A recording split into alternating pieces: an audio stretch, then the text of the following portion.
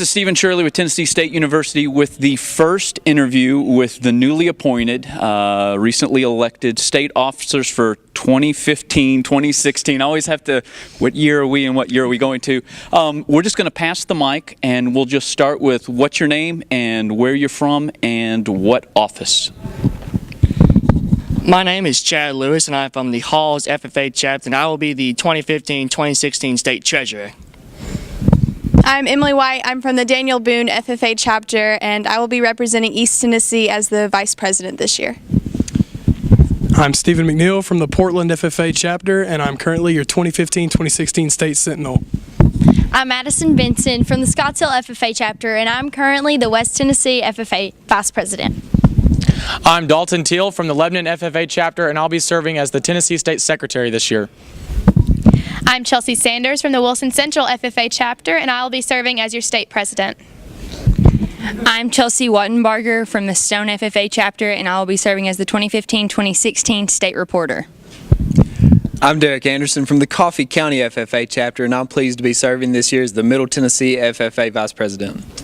And we'll do the handoff like that way right now. I guess the question that everybody wants to know is how do you feel? What is going through your head right now? And we will just, give me 3 or 4 answers, and whoever wants to answer, again, what's going through your head right now, 20 minutes after running down up to the stage?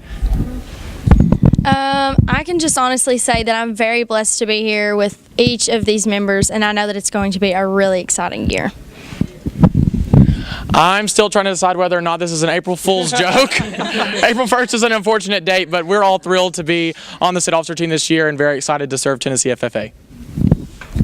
It's a very surreal moment. It just kind of seems like we can't believe it happened. We've waited for this moment since we started interviews on Saturday morning, so I'm still trying to catch my breath and kind of take in the fact that this is really happening.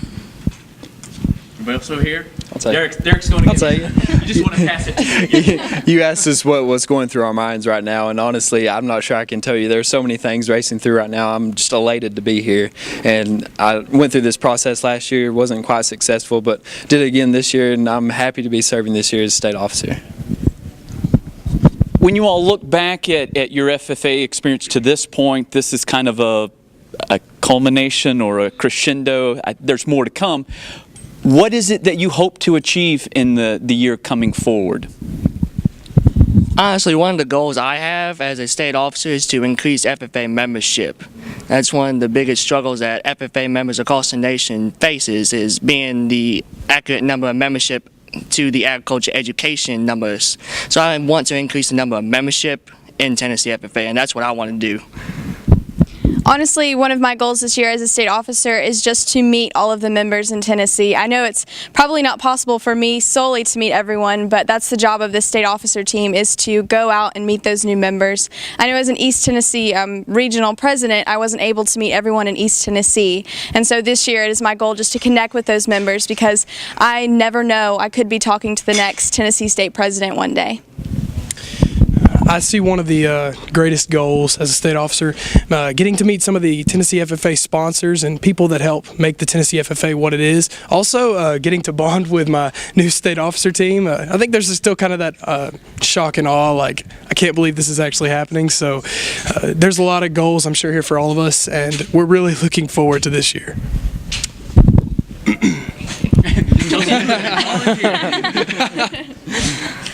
I think one of the highest goals that we can set for ourselves as a state officer team is to really become the best leaders that we can be. And I know a phrase that if you're green, you're growing, and if you're ripe, you're rotten, I think. I think it's right. Sounds good. And anyways, the purpose of that is that if we stop now at this crescendo, like you said, if we stop here at this peak, then we're not giving our full potential to those members. And so a goal for us is just to keep growing. That's good. Okay. Yeah, Derek's like, I've already handed it to him twice. What advice would you give? You're going to be spending the next year visiting FFA members, FFA chapters across the state and across the nation. What specific advice would you give to anybody watching this at home, any 9th grade or even 8th graders who are coming up, who are preparing to to take advantage of their FFA experience? And just anybody. FFA is a fantastic leadership organization, and if you're just starting out, you definitely should get into it. But don't let a law set you back and make who you are. I mean, I myself have never won a career development event and was never a regional officer. This is the highest moment I've ever achieved in FFA. So just think about yourself and don't let others put you down and determine who you are and what you're going to be. I know personally that whenever I grew up, I was unfortunate not to grow up with an agriculture background or on a farm. However, that shouldn't deter members or freshmen or even middle schoolers from joining the FFA. If you can't public speak, it doesn't matter. If you can't job interview, it doesn't matter. If you've never competed in anything in your life, if you're scared, it does not matter. FFA is going to shape you into the person that you want to become, and you can be anyone. You can come from any race, background, you can come from any school, classroom, it doesn't matter. FFA is for you, and it's for those who want to grow and who are willing to let FFA change their lives. That was well said. I don't think we need to. Yeah, that was really good. Yeah, we're good right there. There we go. Well, we're going to draw close to the 2014-15 school year. See, this math thing. No CDE with math for me. What do you have from this convention? What do you walk away with and go from the future? See, I don't know if people in the background could hear. Nick Baker was back there making some noise, threw me off. So we'll maybe edit that out, or maybe we'll just leave it as my blooper reel. But what are your closing thoughts leaving convention today, getting ready for the year ahead? And Dalton will. I think that the expectation of Tennessee FFA has already been set very high because of the phenomenal state officer team that came before we did.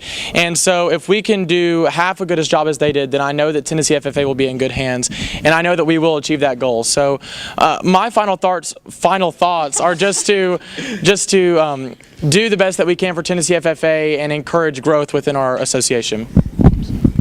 Anybody else? Anybody? I think that was a great Sure, we'll pass it. I think the best thing I heard all weekend was that if you believe in something, you're already halfway to achieving it. So for my fellow state officers, it's weird to say now, but and for any member as well, if you just believe in anything you want to do, believe that we'll have a great state officer year and an even better convention next year. I think we can very well achieve that. All right. Well, any other thoughts? Going once, going twice. Well, that's going to do it. I know that you guys have a lot ahead of you, even today, going forward, but for the coming year. And for those watching at home who will get a chance to meet these folks over the course of the year, best of luck and best wishes to each and every one of you. And again, congratulations. Thank you. Thank you very much. Well, that's going to do it from the 2015 Tennessee FFA State Convention. This is Stephen Shirley for the newly elected state officers. Have a great day.